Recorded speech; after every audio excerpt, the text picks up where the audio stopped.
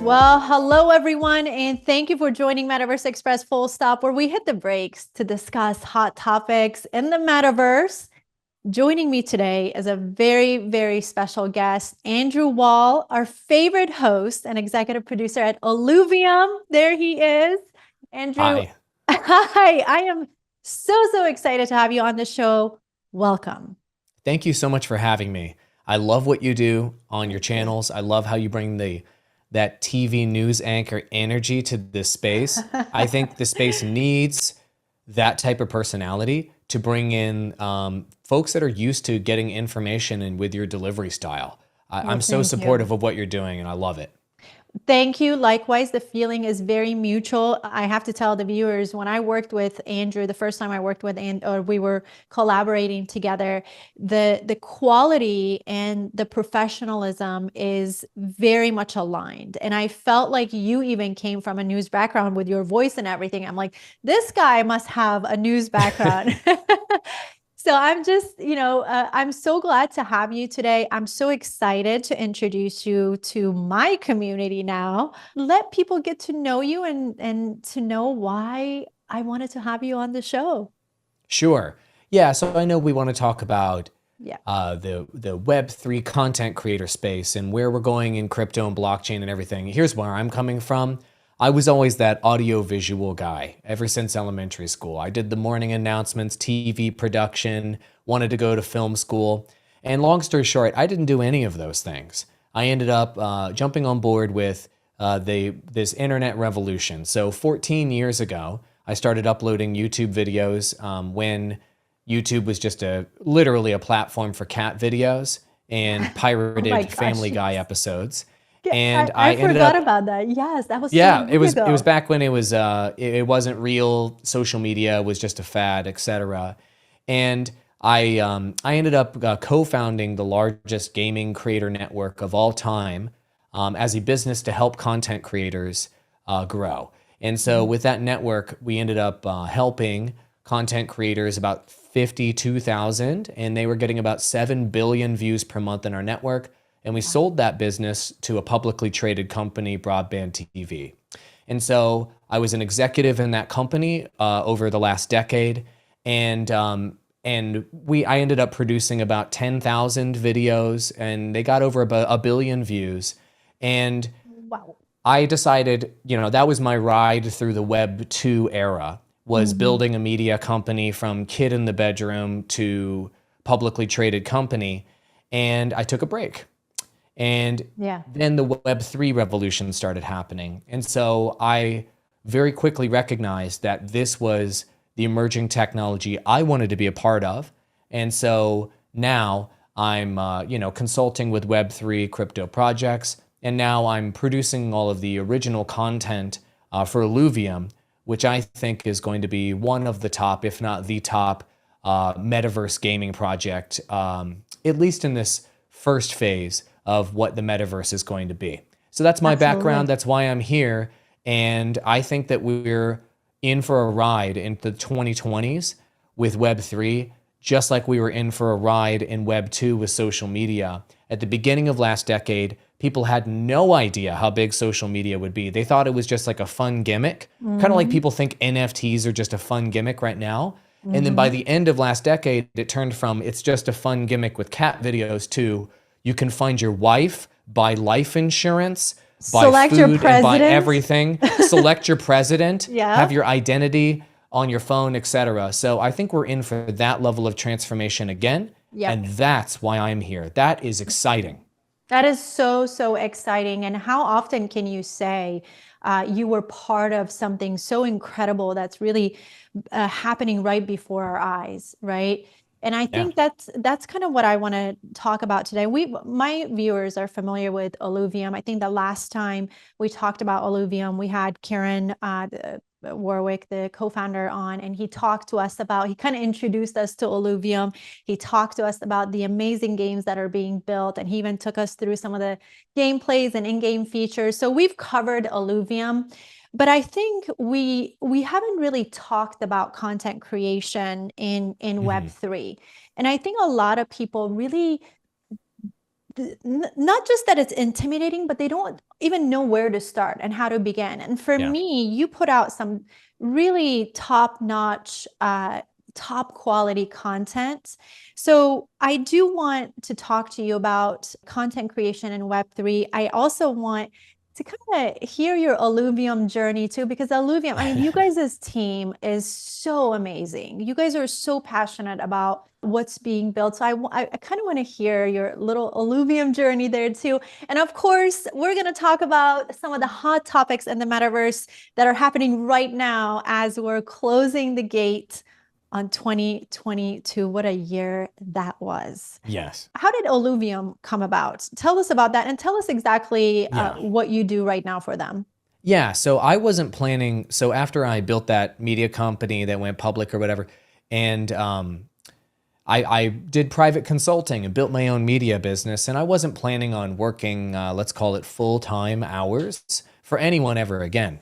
And then as I started researching Web3, the Illuvium project and intellectual property came across my internet. I saw a video by Vulcan about it, and I immediately became sort of like almost intoxicated by it. And I started researching it, and I watched every Kieran interview, and I couldn't stop wanting to learn more. Yeah. And so I just randomly joined the Illuvium Discord server. I reached out to Kieran directly, and I said, look, I see you have a director of marketing position open. Here's my background. Would you be interested? He said, yeah, let me know. He said, let me know. I made a video of me talking about what I would do and kind of being like I am on camera right now. Kids, are you listening, kids? This is how you do it. But this is don't send in a resume. No. I mean, you can send it in, but resumes don't get jobs. College degrees often don't get jobs. Being qualified, having a deep understanding of something, and being able to communicate your message gets you jobs in this era. So he hired me immediately to be head of video. I wasn't planning on ever working for anyone again, but I said, you know what, this is interesting enough to do it. I eventually became the director of marketing for Illuvium during the land sale. After 3 months of being the director of marketing, I very quickly realized why I didn't want to be an executive anymore. And it's because you spend all of your time administrating, coordinating, and dealing with organizational issues. And you spend almost none of your time doing creative things and doing the fun part. Can I say babysitting? Babysitting, all of that stuff, spreadsheets, meetings. And so I decided to settle into the position that I'm in right now, and Kieran accommodated, where I'm the host and executive producer at Illuvium. So what that means is I host all of our official content. I produce all of our explainer videos, tutorials, live streams, podcasts, and any sort of like premium official content from marketing at Illuvium. I'm the one who's in charge of production for that. And so that's my Illuvium journey, I guess you could say. And it's been incredible. It's been a wild journey, and I've learned so much along the way.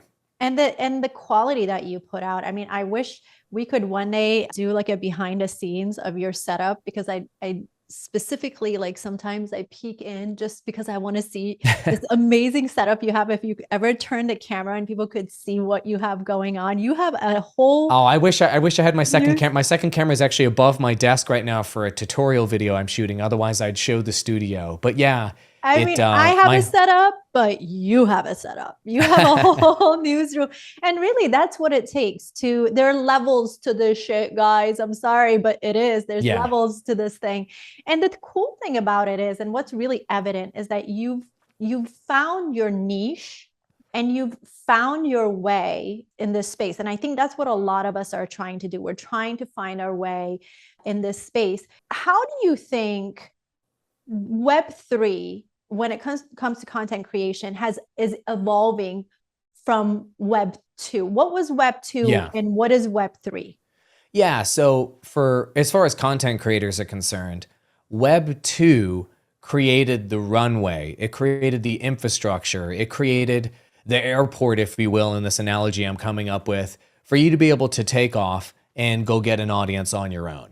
You don't need any specific intermediary like a newspaper, TV, magazine, television to get an audience anymore, or record label, etc. Web 2 made that possible.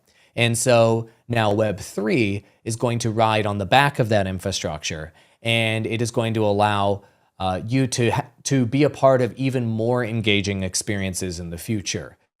So, what we're calling Metaverse, let's say, or actually owning the digital assets that you're using in video games and in real life. Web3 is providing that opportunity, tokenizing the world. So we can talk about how Web 2 and Web 3 are different, but actually they are strikingly similar.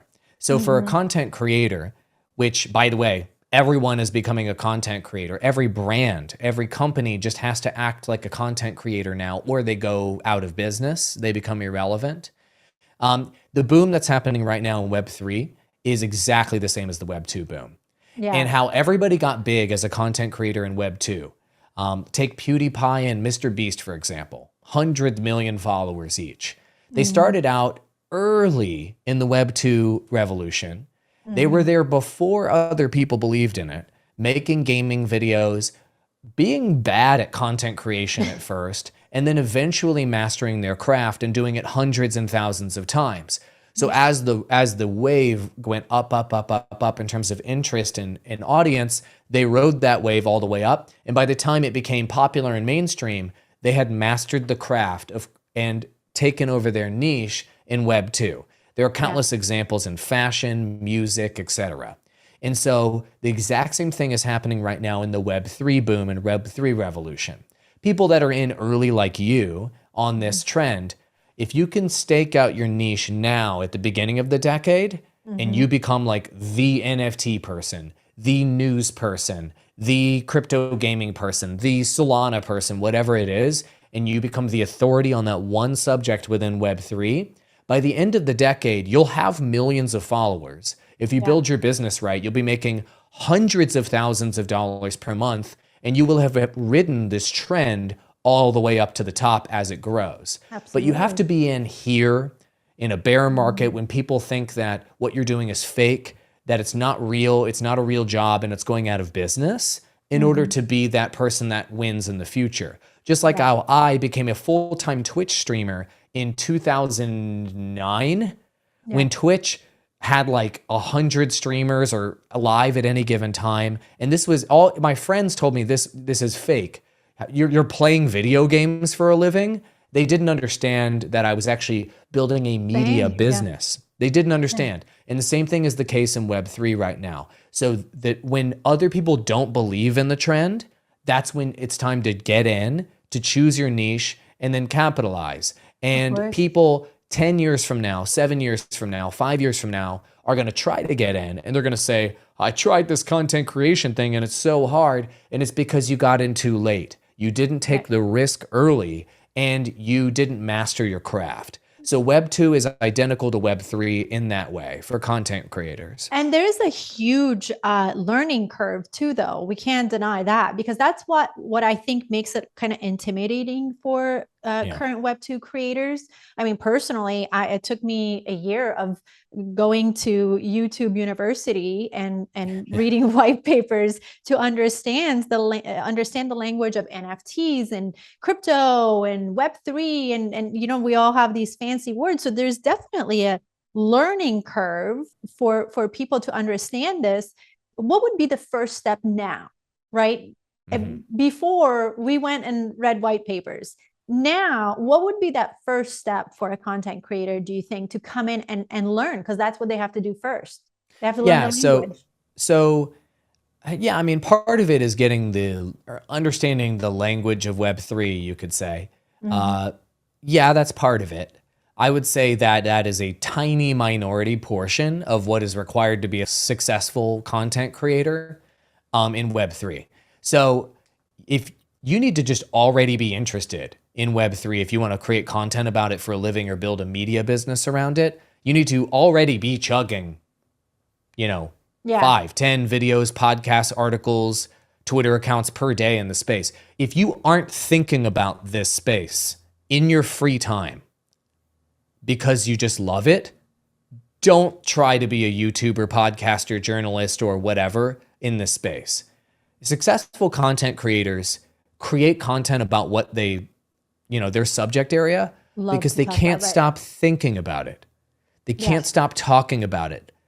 Yeah. They have to have a creative outlet to get out their love and their passion and their interest in that topic. And so if you don't have that level of interest in Web3 already, if you're not already doing that research on your own, if you can't stop chugging content about this, then don't even try to be in this space as a content creator, and go choose a topic that it is like that for you. Yeah. And so a lot of people try to shoehorn themselves in the next big thing, the thing that could make them money, the thing that could make them popular. But at the end of the day, if that's not who you really are, then you're going to lose. Speaking of lose, I often say, first of all, the bleeding edge is not for everyone. Not everyone is an early adopter, and that's okay, right? I always say Web3 is a double-edged sword. It's a blessing and a curse, right? It's a blessing because it's a blank canvas. You can, just like you said, whatever your niche is, you can spearhead that, right? Yep. But at the same time, we are making mistakes. It's really easy to make mistakes when you're learning and doing, right? Mm-hmm. We had a year where a lot of influencers learned a lot of lessons, right? I mean, we just had at the Central Miami, I just came from the Central Miami, and I have to tell you, some of the I'd never seen this in person. I've been to a lot of events. Some of the influencers experienced a huge backlash from members of the audience, right? While they were on stage, you mean, or on the internet? we had a lineup of influencers that were there for a session, and this was the first time in a while where audiences were face to face with some of the influencers, right? And these audiences, some have listened to these influencers and lost a lot of money, right? So they let the influencers know how they feel. Some of the concerns were around the type of sponsorships these influencers had accepted this year, right? Some of the concerns Celsius, Voyager, FTX. Exactly. Some of them were around false information, right? That's scary. I kid you not. It was a very intense moment. We didn't know how things were because people were mad and they were pointing their fingers. Now, at the end of the day, DYOR, we always say, do your own research. You're the one that pressed buy, right? You're the one that made that decision, but it's also our responsibility as content creators and facilitators of information to give accurate information to the masses, right? When you look at 2022 and look at some of the content creators, what are some of the mistakes? Did you see any mistakes made by any content creators that you looked at, you said, oh my God, you're going to have to adjust that moving into 2023? Yeah. I mean, the biggest mistake I saw was toward the end of last year.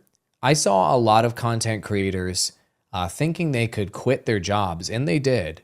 During the bull run, thinking that they would be able to trade NFTs for a living, that they would be able to create content around a video game for a living, that they'd be able to play and earn games for a living, or other such nonsense in 2021 when everything was going off and it was taking off to the moon. And it's a tough lesson to learn, but if you want to work from home, if you want to be a content creator, if you want to be full-time in the space that you love, you need to learn that you need to make a business. You need to have a more long-term focus, and you need to diversify your revenue streams, and you need to make something that can operate without your direct input or without the market taking off to the moon in order to be successful. And so I think a lot of people got burned by that, by having their first taste of making quick money or fast money in the markets. Basically anybody that put their money into anything last year up to November made quick money if they sold.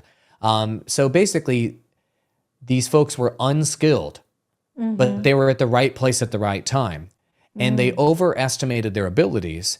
And now, their dream of becoming a full-time content creator, a media business or whatever, it turns out they didn't actually have the skills to do it. And they didn't actually have a business.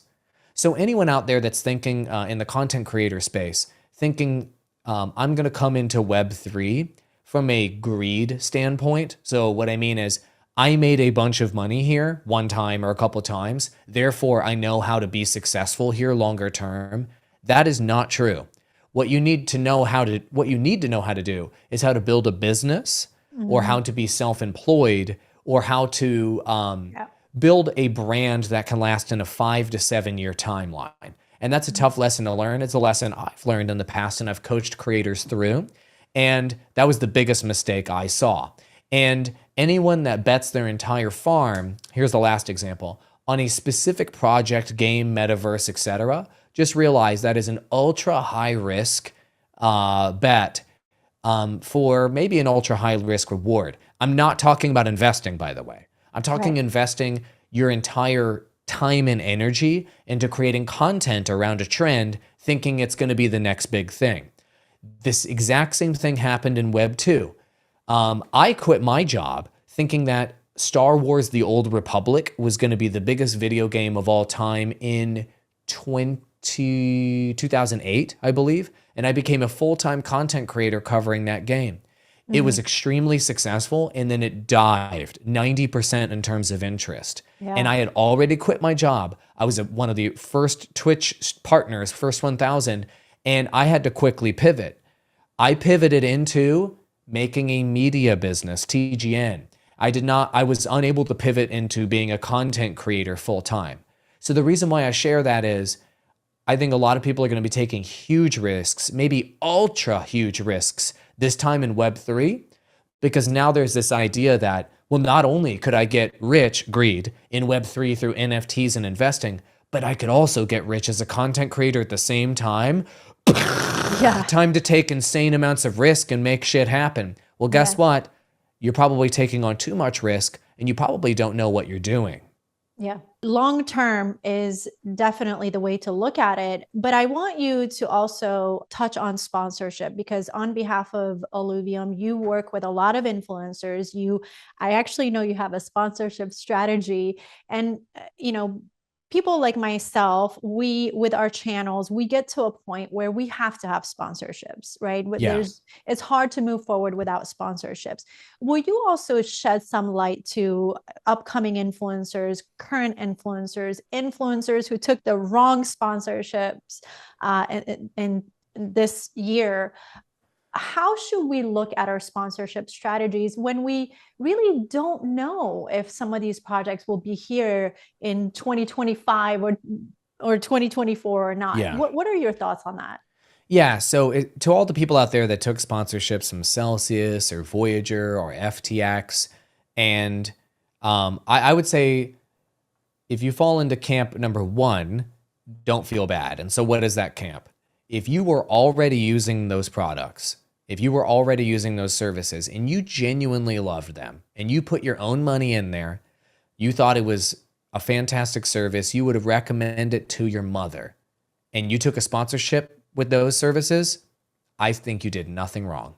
Mm-hmm. You genuinely, in your heart of hearts, thought those were fantastic platforms and you would have recommended the closest people in your life to use them. So of course you'd recommend them to your audience. You should feel zero guilt. If you fall into camp number two, which is, well, FTX offered me $5,000 to make a video about their platform. I checked it out for a couple hours. Tom Brady uses it, looks pretty legit. I'll do a sponsored video. Then you should be guilty. You should feel guilt. So here's the sponsorship strategy that works long term. I've used this for myself, for media brands, for content creators. I use this at Illuvium. I use this everywhere. You need to create content about products, games, and services that you already use for free. Mm-hmm. So I did this at TGN, for example, about Heroes of the Storm. It was a video game that Blizzard Activision made. We made a YouTube channel. I put together a team of creators around it. We created a bunch of videos, and it became the biggest YouTube channel for that game. Mm-hmm. I then approached Blizzard Activision. After I had made all the content, I then approached Blizzard Activision and said, look at all this value we're already providing you. We've made the biggest community for your game. I've got the best creators. We've got the best community. I can offer all of these services, editing videos to you, making live streams, doing this entire suite. So here's what you're going to do for me, Blizzard. You're going to give me, I can't disclose the number because it's under NDA, but you're going to give me this six-figure number. I'm going to continue to do what I'm doing. Plus, I'm going to produce your official esports videos for the game. And then we're going to move forward. And I did a deal with them. And so okay, I told you about one deal. No. It's the equation I use there that works. You already love a product or service. You create free content about that product or service where you recommend it. Then you go to the manufacturer or creator of that product or service and you say, look at all the value I'm already providing you. Okay, do you want me to keep doing that? Great, I'm happy to. Let's make a business partnership. Do you want me to expand beyond what I'm currently doing and do even more for you? Great, let's do a business partnership for that. Then you get the sponsorship. That is a genuine experience for your audience. It's a genuine experience for you. And the brand loves it because they already know what they're going to get if they buy more of what you're already doing. And so this is the strategy Illuvium is using. This is the strategy I've used on my personal brands, corporate brands, creator brands. It works across the board. So for all you Celsius, Voyager, and FTX people that were using the platforms and recommended it using that equation, you did great. Sorry the platforms collapsed and sorry the CEOs duped you. That's not on you, bro.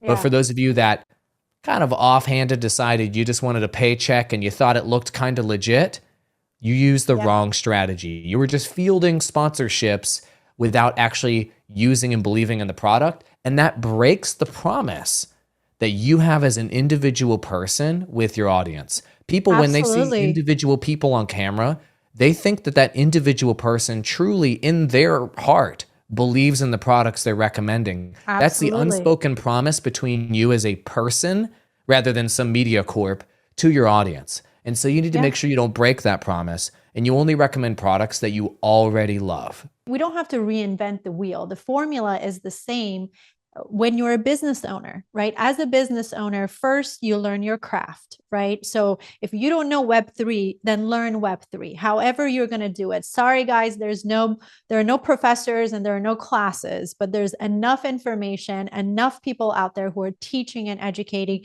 So first and foremost, you want to come to this space, learn your craft.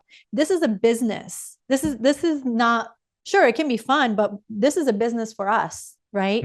Secondly, in everything that I have done, I mean, I have a production company. I have, I've produced commercials, and in everything that I've done, I follow exactly what you say. In the real world, I have created free content on products and services that I truly loved, and I knocked on their doors and just handed it over to them. I said, I love your product.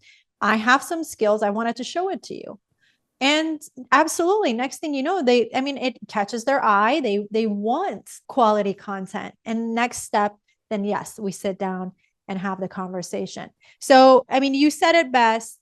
We don't have to reinvent this wheel. We really don't. And I just want people to kind of hear this from the horse's mouth, from someone that's been doing it for years. And you did an amazing job explaining that. I do want to pivot and kind of go over to blockchain gaming because I want to talk to you a little bit about blockchain gaming. We have had a rough year, but I have to tell you, I just came from a bunch of events.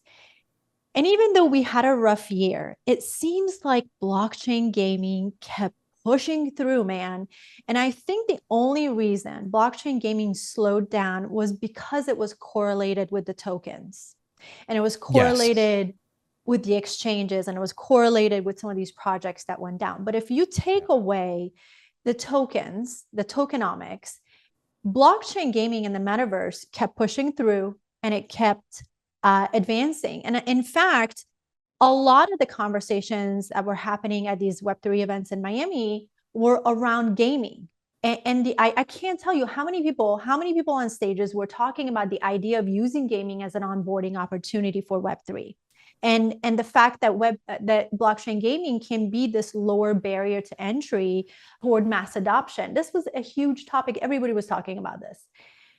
You are Yep. great. You have great knowledge on this. What are your thoughts? Do you think blockchain gaming is going to be a driving force in seducing Web 2 users into Web 3? Yes. So gaming was the biggest driving force in bringing people into Web 2 the content creation space. And it so too will be the biggest driving force with Web 3. That period. Why does live streaming exist right now on the internet? Gaming is why. It started in gaming. Twitch is the biggest live streaming site, and live streaming came from the ground up in the gaming sector. Okay, content creation space. Where were the vast majority of the views and the content creators in the early stages with Web 2? Gaming creators, obviously, because gamers are willing to get in there and to adopt technology earlier and create content around it. Why do we have microphones that are for sale at like Target and Walmart and mainstream stores? Webcams, lights that you can buy content creator stuff at your local pharmacy now. Why did these companies and products become mainstream? Gamers, gaming content creators represents the vast majority of the market and the interest. And so we're seeing the same thing take place in Web3. And so so that's part of it. The interest, the technological adoption, these types of people love the tech. They want to surround themselves with it. They're ready to jump on board. Cool. But here's the real factor. Is I think the games in the space right now, like Illuvium or Star Atlas, or pick your flavor of game that is going to be kind of AAA. I think those are going to bring over tens of millions of gamers into the space, and that's going to be huge. But I think the vast majority of people are going to come over into this space when their existing game franchises, payments, apps, government ID, airplane tickets migrate over to Web3. That's when you get billions of people to come in. So this is just the tip of the iceberg, and gaming is just going to bring that initial batch of people. If gaming is a lower entry for to get people in, to then introduce the digital iteration of a lot of things, a lot of the same things that you're talking about right now with, if you're in this environment, then you can also have a meeting, and then you can also go over here and or shop, and then you can also go over here and order some food and get it delivered to your house. So creating this ideal environment, digital environment, right, where people want to spend hours and hours of their daily life in these in these environments. It seems like gaming companies are almost like racing, and it's becoming very competitive because they want to see who's going to create this ideal environment where you can do all these things, where your life, the things that you do on your daily, is enhanced in these environments without having to replace that human interaction, right?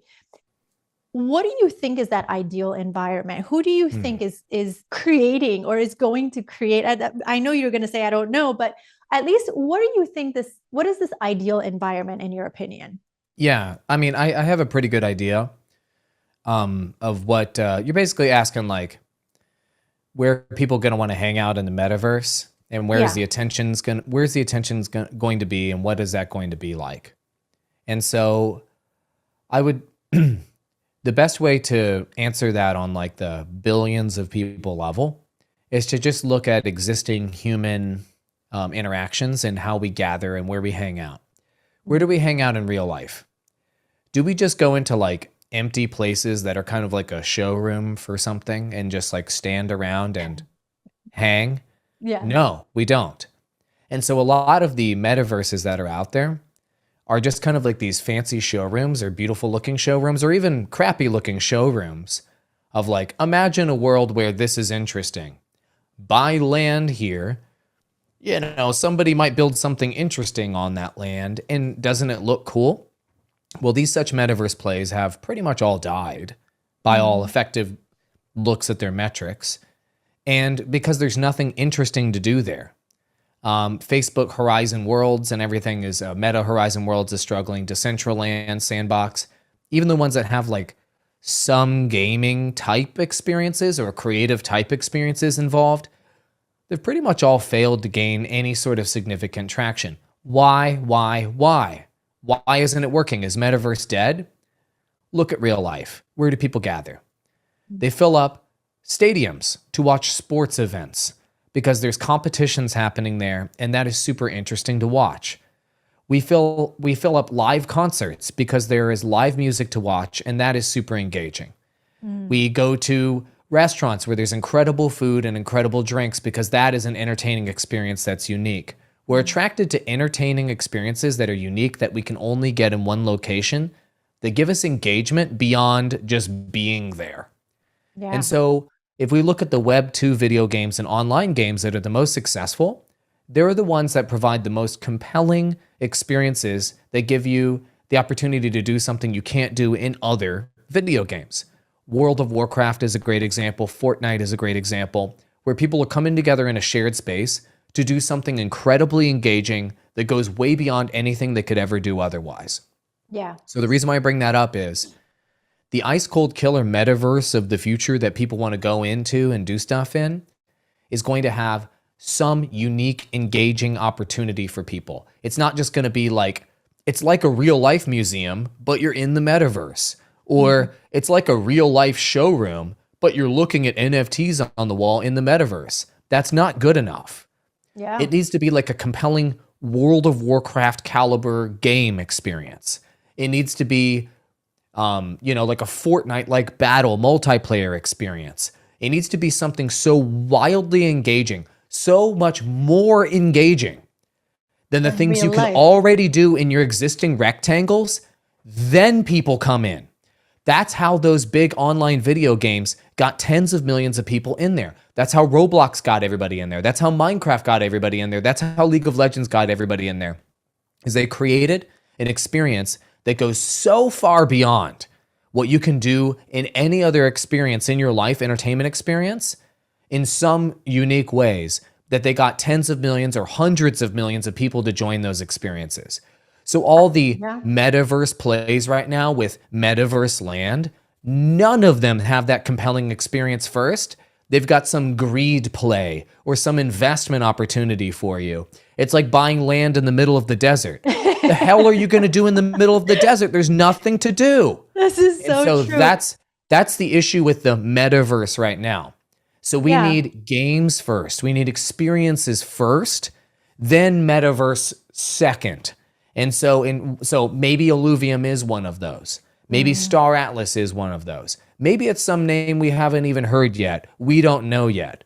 But the point is, you've got to have the compelling experience first.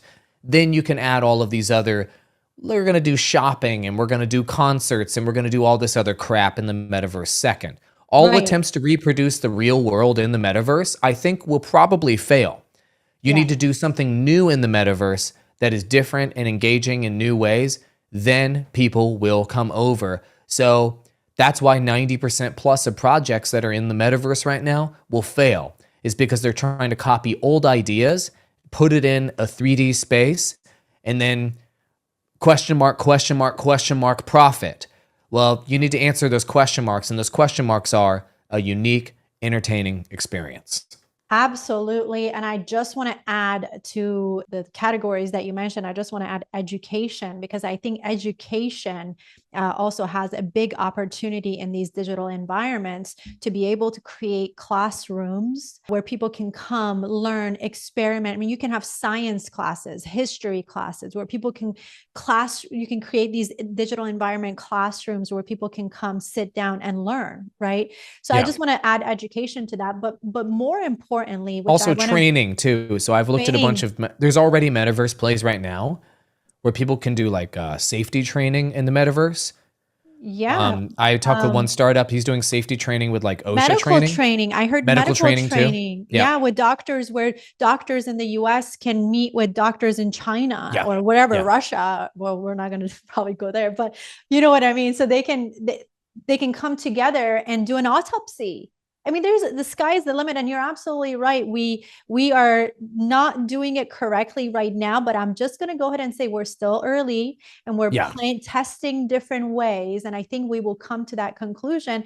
And just to add to that, I'm going to go to our next topic of relatability. In addition to creating a fun experience, an educating experience, an entertaining experience, we also have to be relatable, right? We also have to use a language that people can understand and they can relate to. Reddit taught us all a very big lesson, right? They sold millions of NFTs, or however many thousand they sold to people that hated NFTs. But what did they do? They spoke the people's language. People don't like change, right? People go toward what they understand, right? So it's very important to use a relatable language as we build this next iteration of the internet and Web2 into Web3, that people are comfortable coming and learning. Talk to me a little bit about, how do you use that language? Do you guys use this language in Illuvium? Do you use it in creating your content to make it less intimidating for people? Yeah. We've been decreasing the amount of Web3 language in Illuvium's content ever since I started. And so when the project started out, it was white paper, it was blockchain stuff, it was NFTs, it was layer 2s, it was interoperability. All of these things were on the forefront of what Illuvium was talking about in terms of marketing. And that's namely because the people that you attract early on projects like this are the people that were into the tech. They were into the trend. They were the hardcore insiders in the crypto industry. Well, now that we're looking forward to expanding the tent, we actually have games that you can actually play right now, Illuvium Arena and Illuvium Overworld. We're stripping the Web3 language almost entirely out of our marketing because people aren't coming for the Web3. Mm-hmm. They're coming for the video games. They're coming for the universe. They're coming for the experience. And so, if people want to dig deeper, they can read the white paper, the Medium articles, do their research, of course. But the more and more, you're going to see me producing videos or our social posts or interviews. We're talking less and less about blockchain technology and just talking more and more about the cool stuff you could do in Illuvium, in our universe. Mm-hmm. That is what 99% of the market actually wants to know. Just like I mentioned a moment ago, it's the interesting activities people can do in the metaverse that will bring them in, not the underlying technology. Nobody really knows on our phones or like what tech is behind Candy Crush. They don't care. Right. They just care that they go boop, boop, boop on phone and it go pretty colors and I give money because I like Candy Crush. Right. So the same principles apply here on Web3. And so we do use some right now Web3 language, but I'm very careful. If you look at our most recent explainer video about Illuvium Overworld, there's no word NFT is mentioned there. Yeah. No tokens are mentioned there. The only Web3 word that's used in the entire video is the word interoperable. And it's because we're communicating that all three of our games are connected with each other on the blockchain. Mm-hmm. But I don't even say blockchain. We call them interoperable blockchain games. Right. And then I say, what does that mean? It means you can play all three of these games and the assets that you earn in one game work in the next game and work in the next game. And that's all you need to know about the blockchain part. And so I think that's going to be very helpful for us to market moving forward. And I think that we're still going to be limited by the reach that we can get with games in this space right now because we don't have the big intellectual properties coming in yet. And so we're going to discover what the marketing playbook is for video games and metaverse plays over the next 3 to 5 years. Yeah. And then about 5 years from now, you'll start to see the Call of Duties, the Cyberpunk 2077, Minecraft, and the big boys start to pile in. And then they'll just copy Illuvium's marketing playbook and then just use that for themselves. So we've got about, I'd say, 3 to 5 years before the big boys start coming in. And that's our chance to build our moat. Another thing that I want to talk about before we have to end here soon, because you're so good at this, is community. One thing that people need to understand when they come into Web3 is that Web3 is so community driven. If you don't have a community behind your project, you don't have a project. That's really what it comes down to. And it's not just so much about having a community because you want to build your brand. Well, you do want to build your brand, obviously, but it's more about having a community in the process of teaching and onboarding this new technology, and what your brand is building and why, and where the value is, and making people understand that and buy into that value. In a way, you understand community very well, and you're so involved with the Illuvium community. You guys have a huge community. Talk to us about why community building is such an essential part of Web3. Yeah, we're a couple million strong now at Illuvium. It's pretty wild, Crazy. with all of our Crazy. followers across all of our lists and avenues. I mean, basically, people are in Web3 right now with two primary motivations. Motivation number one is greed, of course.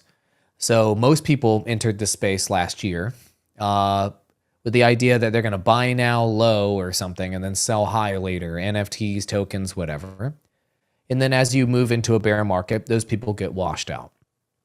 And so those types of people are degenerate gamblers or speculators. Mm-hmm. And whenever a new opportunity comes up, they'll jump on that new opportunity. And whenever a new opportunity goes away, they'll go to the next one. So that community is very transient. And so I don't consider that community to be, or that part of the community to be foundational at all. They kind of come in a wave and then they leave as soon as the wind blows and prices go down, whatever.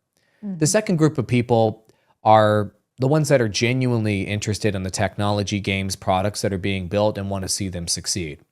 And so if you're watching this video right now, you're probably one of those people because you're still here. And you know, if you're here right now when the market's down 70, 80, 90%, depending on which projects you're interested in, you're probably here because you see these projects creating a future that you wish existed. And you're not necessarily a financial speculator. So why do I mention that?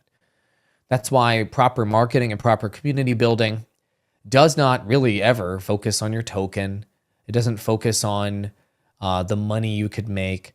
It doesn't focus on appealing to the greed of the community because you're going to attract transient, degenerate speculators instead of people that are actually stick around and be a part of the foundation of your project.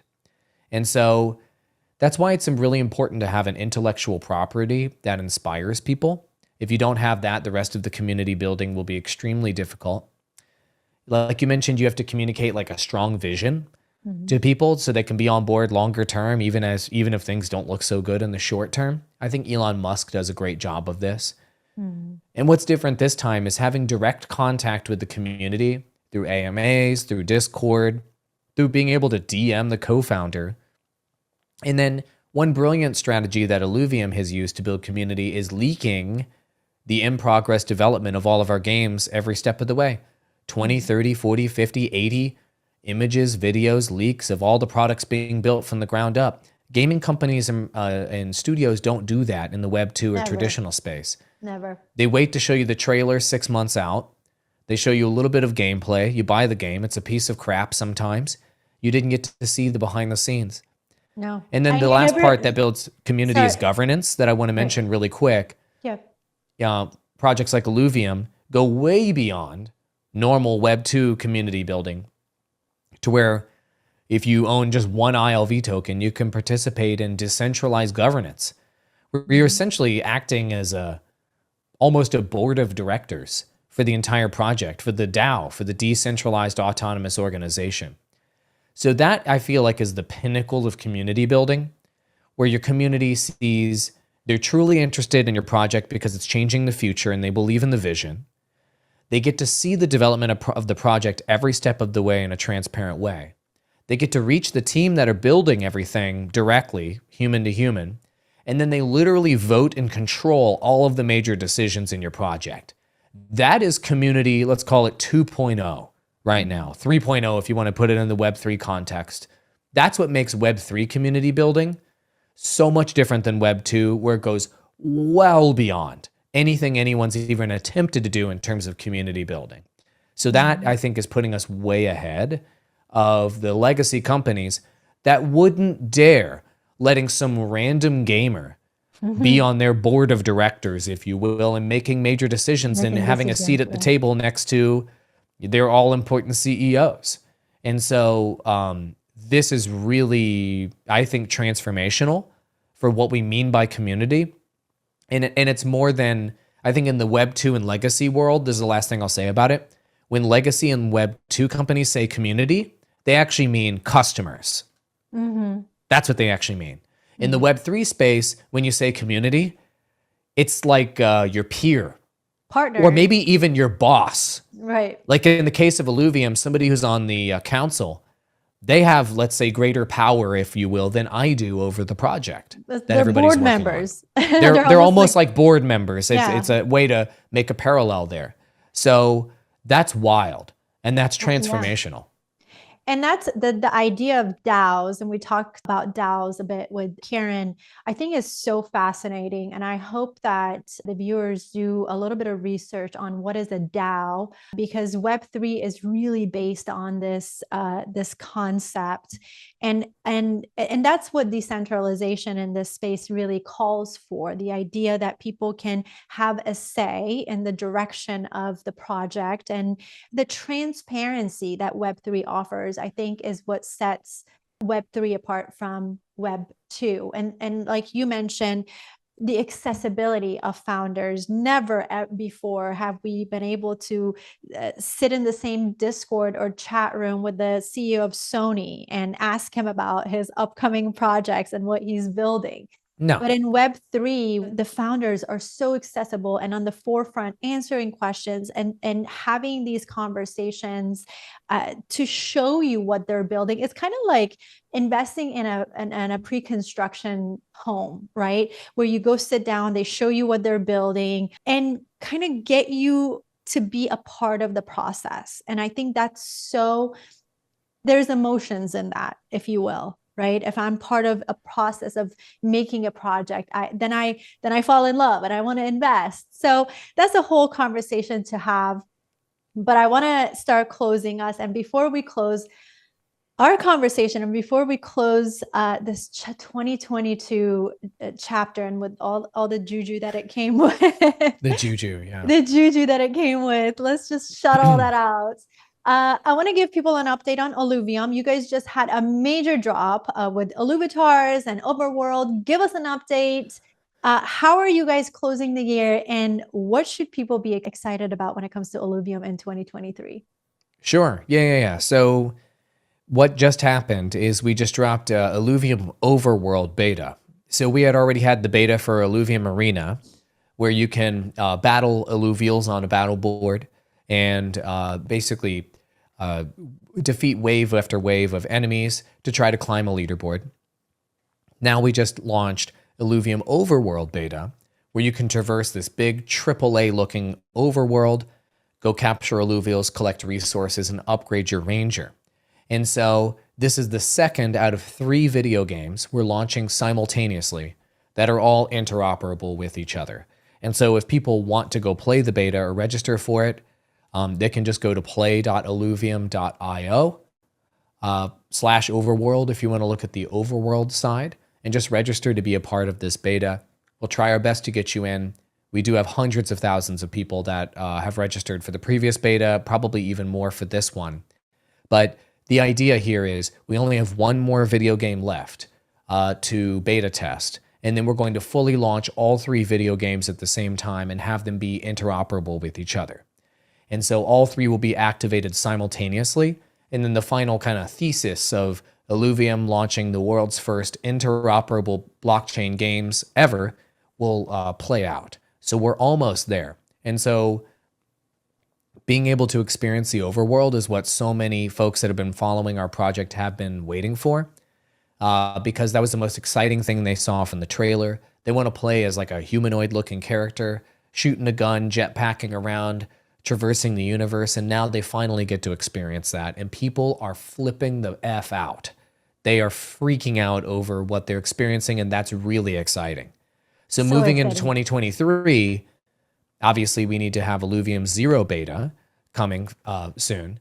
And so once that happens, then all 3 of the games will be beta tested, and we'll be doing our final beta tests so that we can launch all 3 together.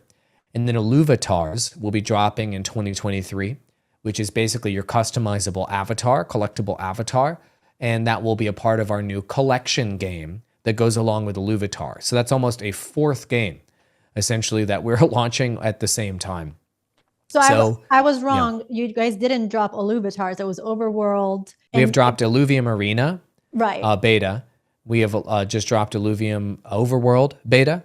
And obviously we did our land sale earlier this year, and we launched our Illuva decks earlier this year. So we launched 4 major, let's call it products or launches or campaigns. As far as marketing is concerned, it's campaigns. And so Illuvatars is coming up. So we're so excited about that. I think 2023 is going to be the biggest year ever for Illuvium. And once all that back-end infrastructure and once all that testing is done, you're going to see for the first time video games where you own your assets in one video game. It's interoperable with owning those assets in another video game another video game. And they're actually designed to be dependent and to work with each other from the ground up, from a game design standpoint. That's never happened Never happened before. And it's been one of the most challenging things within the community that builders and gaming companies have been trying to do, blockchain gaming companies have been trying to do. So this is really, really exciting. I am excited for you guys. We've learned a lot in 2022. There's just going to be so much coming out in 2023 for you guys that we're looking forward to. And for you too, Andrew. I know that you learned a lot this year, and I know that you're going to continue to advance the industry with your content and educate, because that's always been your goal. Where can people watch your show, and on what days? Because I want them to check in with you and just be educated the way you educate the community. Sure. I mean, the easiest places to catch Illuvium's content, video content, is on YouTube, of course. So just go to Illuvium's main YouTube channel. And then I also simulcast our shows, Illuva Talks and Illuvium Showcase and Illuvium Insider, on our Twitter account as well. And so if you catch both of those accounts, you'll catch the content that I'm releasing on a regular basis. And guys, I'm going to put those links in the comment section for you so you can check out Illuvium and Andrew. Andrew, I want to thank you for participating in the show today. It was so great to have you on. Thank you for having me. You're a great host. I think that, though. So thanks for having me. Of course, you're welcome. And you're welcome to come back anytime. I would love to have you. And thank you, everyone, for joining us on the latest episode of Metaverse Express Full Stop. I'm your host, Mona. Until next time.